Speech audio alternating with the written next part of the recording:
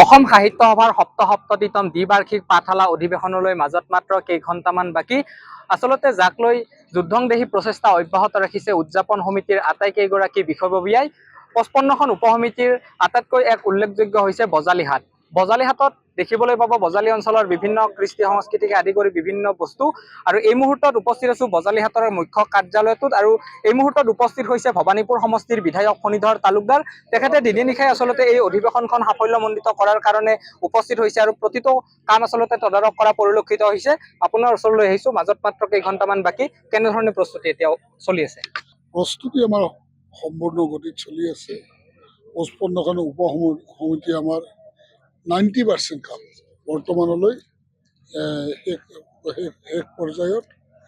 5% 10% কাম বাকী আছে আৰু আজি ৰাতিটোৰ ভিতৰত শেষ হৈ যাব। আৰু কালি ৰাতিপুৱাৰ পৰা আমাৰ পূৰ্ণ পৰ্যায়ত সপ্তসপ্ততিতম আমাৰ পাঠশালা সাহিত্য সভাৰ অধিৱেশন আৰম্ভ হ'ব। মানুহখিনি সম্পূৰ্ণ সজাগ আৰু প্ৰস্তুতি তুংগত চলি আছে। যোৱাকালি পাঠশালাৰ যিখন সাহিত্য সভাৰ প্ৰাক্তন সম্পাদকগৰাকী উপেন্দ্ৰজিৎ শৰ্মা আহিছিল। তেখেতে সংবাদমেল যোগে কৈছে যে পাঠশালাৰ দৰে সাহিত্য সভা ক'তো হোৱা নাছিল, এইবাৰো আচলতে বিশেষ ভূমিকা গ্ৰহণ কৰিছে। এতিয়া সেইটোৱেতো প্ৰব্লেম, বহুত ওপৰলৈ লৈ যোৱা হ'ল এইবাৰ পাঠশালা সাহিত্য সভা অধিৱেশন। আৰু ইয়াৰ পিছত এই পৰ্যায় ৰখাটো সম্ভৱ হ'ব জানো, কাৰণ কিয় আজিৰ যুগত প্ৰত্যেকটা ষ্টেপত দেশ আগবাঢ়ি আছে, সংস্কৃতি আগবাঢ়ি আছে। আৰু এই পদক্ষেপত আমি পাঠশালাক এখোজ আগবঢ়াই দিয়াৰ কাৰণে চেষ্টা কৰি আছোঁ। নিশ্চয় এই পদক্ষেপটো পিছত থাকিব। কিমান লোক ইয়াত উপস্থিত হোৱাৰ আচলতে সম্ভাৱনা আছে অহাকালিৰ পৰা? অহাকালিতো আমাৰ 2 লাখ টাৰ্গেট আছে। তাৰপিছত 3 লাখ, প্ৰতিদিনে আমাৰ 2 লাখ 3 লাখৰ ভিতৰত মানুহ 3-4 দিনত সমাগম হ'ব। 2 ফেব্ৰুৱাৰী তাৰিখে সাংস্কৃতিক শোভাযাত্ৰা, বিশাল শোভাযাত্ৰা হ'ব।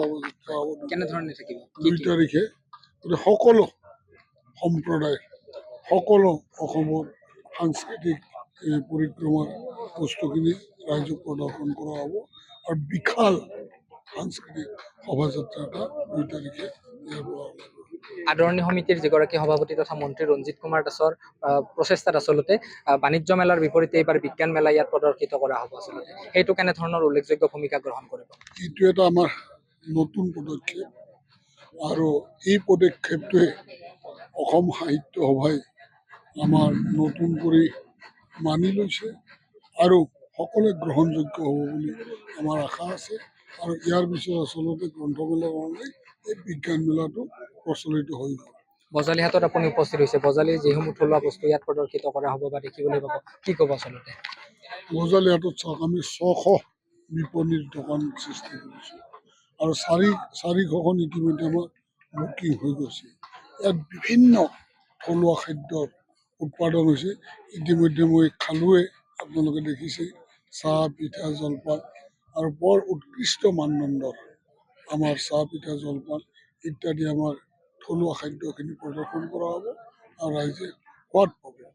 এনেধৰণে আচলতে যি পাঠশালাৰ ভট্টদেৱ ক্ষেত্ৰ আছে, এই ভট্টদেৱ ক্ষেত্ৰত দিনে নিশাই ব্যস্ত হৈ পৰিছে সকলো বিষয়ববীয়াই। আৰু অহাকালিৰ পৰা যিহেতু সাহিত্য সভাৰ অধিৱেশনখন ইয়াত অনুষ্ঠিত কৰা হ'ব, এই অধিৱেশনখন সাফল্যমণ্ডিত কৰাৰ কাৰণে সকলোৱে দিনে ৰাতি কষ্ট কৰা পৰিলক্ষিত হৈছে। যিকোনো খবৰৰ বাবে যোগাযোগ কৰক 7099017330 লগতে 7099017110 নম্বৰত।